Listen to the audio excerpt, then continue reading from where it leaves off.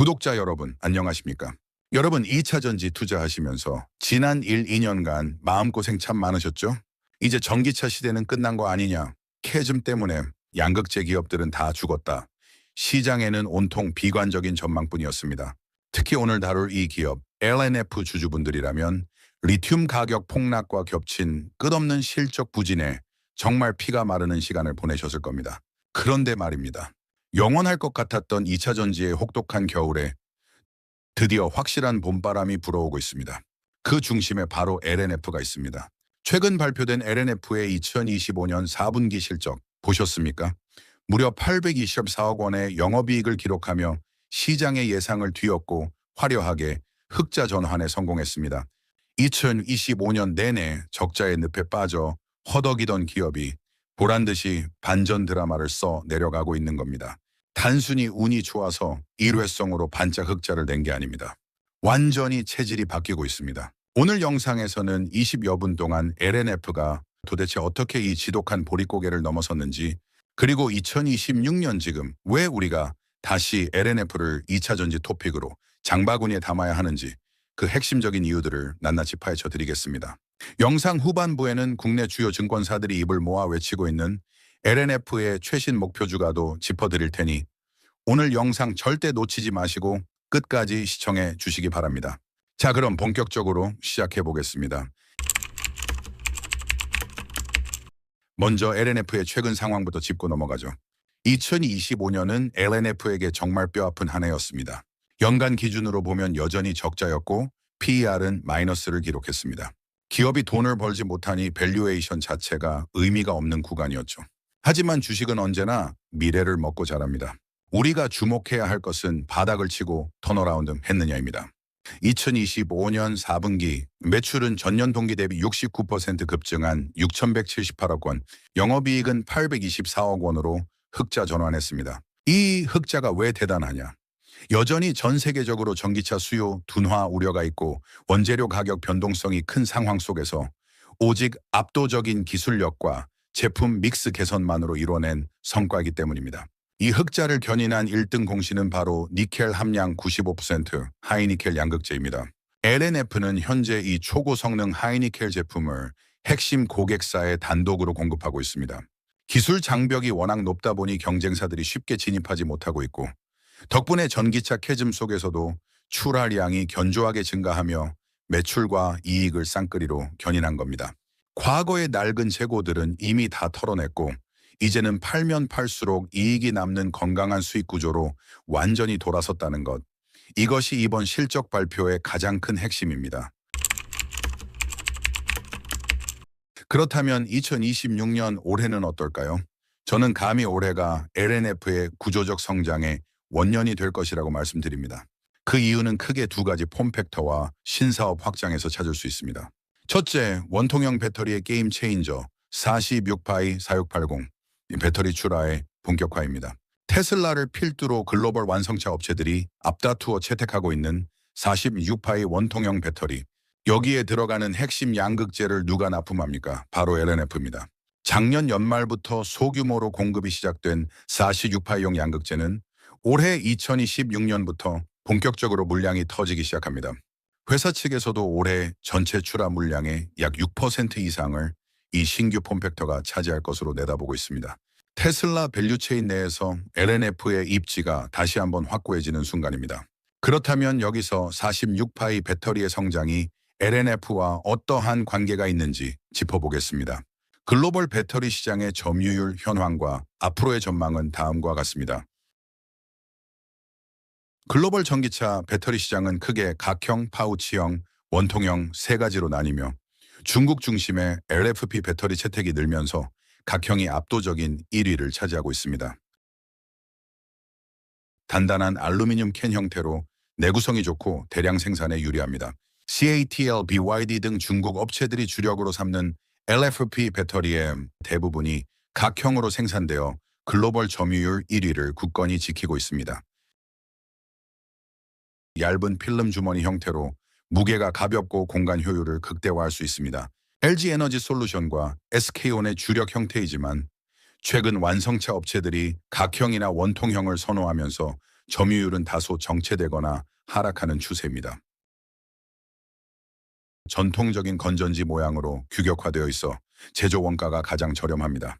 테슬라가 핵심적으로 밀고 있는 형태이나 글로벌 전체 비중으로는 가장 낮습니다.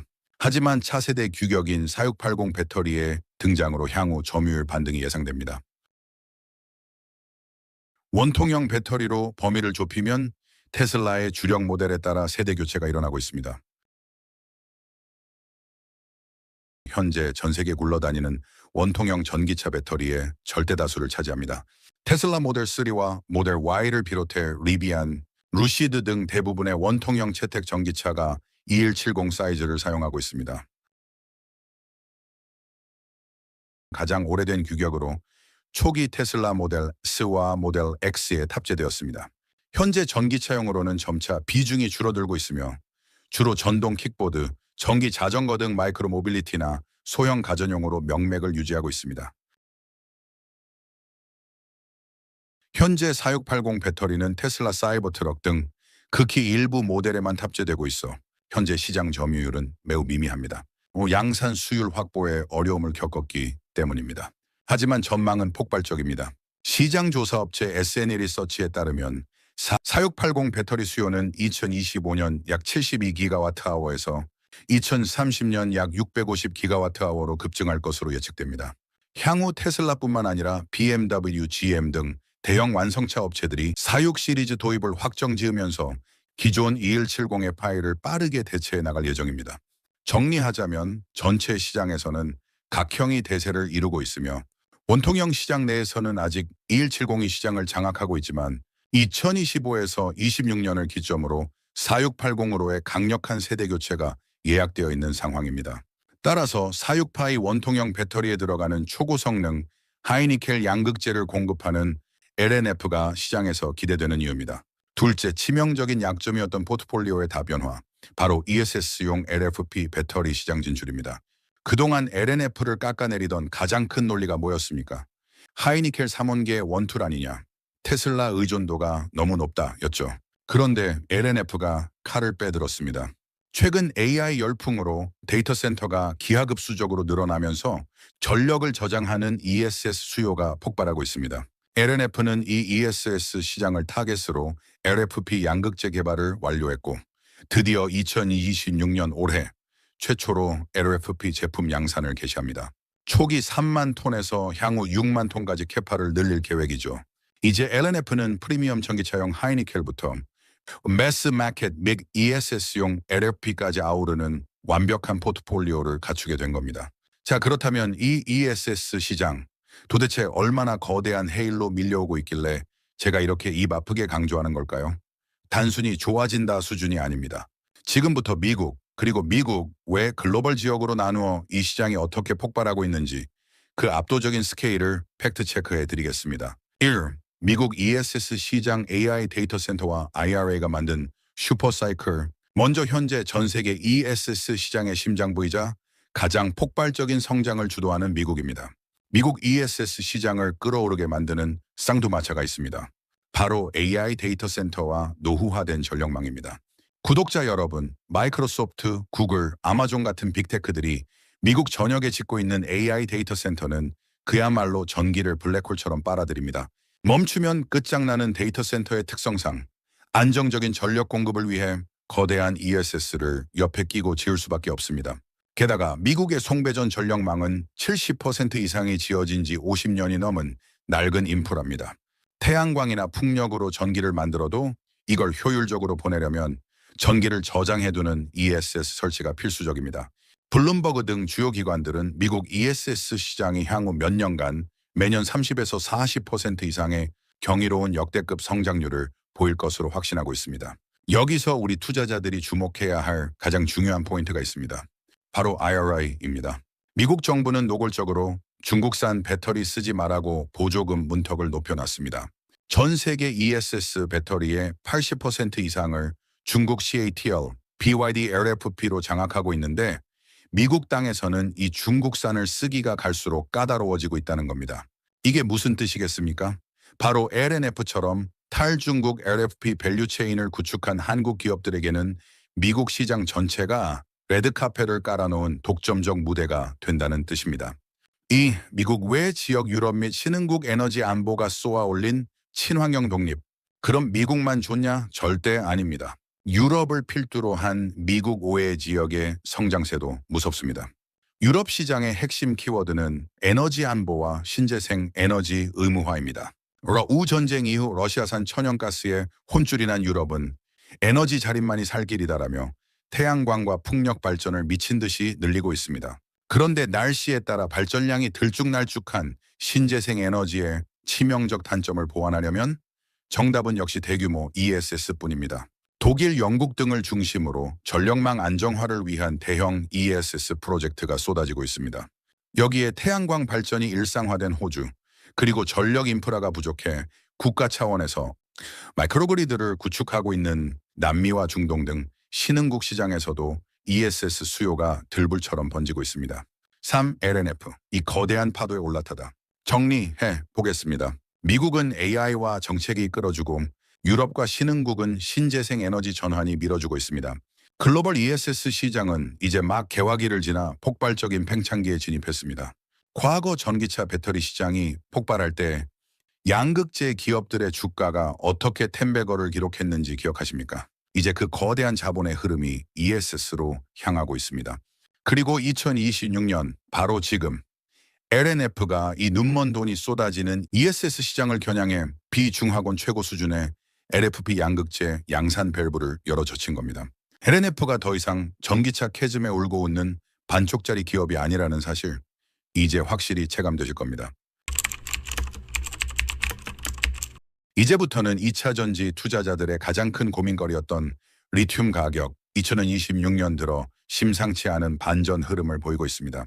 오늘은 이 극적인 리튬 가격의 반등이 우리가 토픽으로 주목하는 LNF 주가에 도대체 어떤 결정적 영향을 미치는지 핵심 논리만 깔끔하게 정리해 드리겠습니다.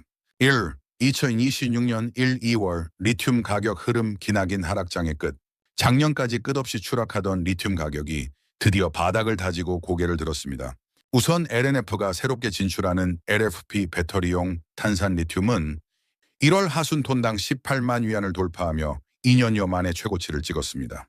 2월 춘절 연휴로 현재 14에서 15만 위안 선에서 숨을 고르고 있지만 최악이었던 작년과는 확연히 레벨업된 가격대입니다. LNF의 주력인 하이니켈 양극재의 필수적인 수산화 리튬 역시 아시아 수입가 기준 킬로그램당 15.5에서 19달러 선까지 치솟으며 강한 반등세를 보였습니다. 시카고 상품거래소 선물 거래량이 사상 최고치를 경신할 만큼 매수세가 강력하죠. 이 가격 반등을 이끈 세 가지 이유와 LNF의 수혜, 이렇게 가격이 드라마틱하게 움직인 데에는 세 가지 강력한 모멘텀이 있고 이것은 고스란히 LNF의 호재로 연결됩니다. 공급 구조 조정 치킨 게임 종식, 수익성 개선의 신호탄, 앨범 아래 투자 축소와 중국 CATL의 광산 가동 중단 등 강력한 공급 옥죄기가 시작되었습니다. 끝없는 단가이나 압박에 시달리던 LNF 입장에서는 원재료 시장이 안정화되면서 비정상적으로 쪼그라들었던 양극재 마진율을 다시 정상 궤도로 끌어올릴 수 있는 확실한 환경이 조성된 것입니다. AI 열풍이 쏜 ESS 수요 폭발, LFP 신사업의 완벽한 타이밍, AI 데이터 센터 폭증으로 전력망 안정을 위한 대규모 ESS 수요가 폭발하면서 LFP용 탄산 리튬 가격을 밀어올리고 있습니다. 여기서 소름 돋는 포인트가 뭡니까?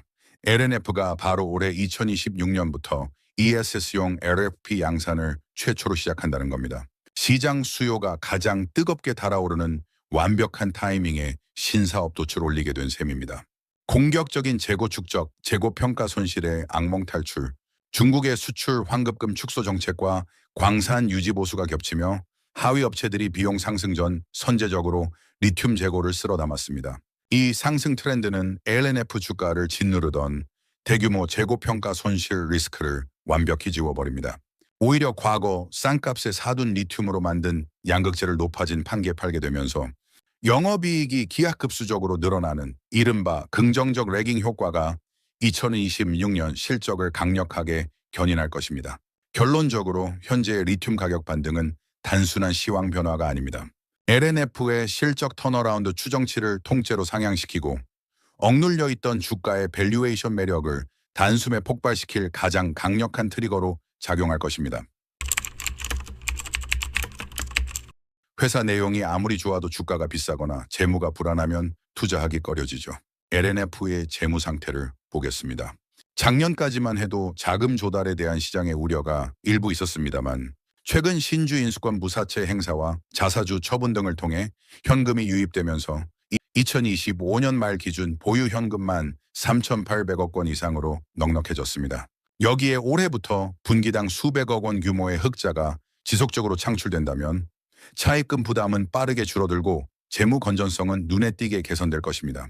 밸류에이션 측면에서도 지금은 역사적 저점 구간입니다. 2025년 최악의 시기를 지나 2026년 예상 실적 기준으로 보면 과거 전성기 때 받았던 프리미엄은 고사하고 철저히 소외되어 있는 상태입니다. 1분기에도 약 600억 원 가까운 영업이익 흑자가 예상되는 상황에서 이익 창출 능력이 증명될수록 주가는 멀티플을 회복하며 탄력적으로 움직일 가능성이 매우 높습니다. 미국 대선 이후 IRA 법안에 대한 노이즈가 있지만 LNF의 미국 내 제한적인 익스포저를 고려하면 오히려 경쟁사 대비 안정적인 방어력을 갖추고 있다고 볼 수 있습니다.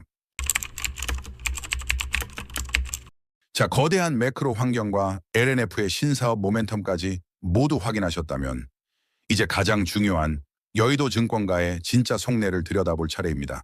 올해 2월 발간된 핵심 증권사 리포트 4곳의 뷰를 팩트체크해 보겠습니다. 특히 주주분들이 가장 헷갈려 하셨을 2월 6일. 자, IBK 투자증권의 목표가 하향 리포트에 숨겨진 진짜 의미까지 제가 속 시원하게 풀어드리겠습니다. 1. 상상인증권 1월 20일 NKB증권 1월 27일 바닥은 지났다. 턴어라운드에 베팅하라. 먼저 1월 하순에 발빠르게 나온 두 리포트입니다.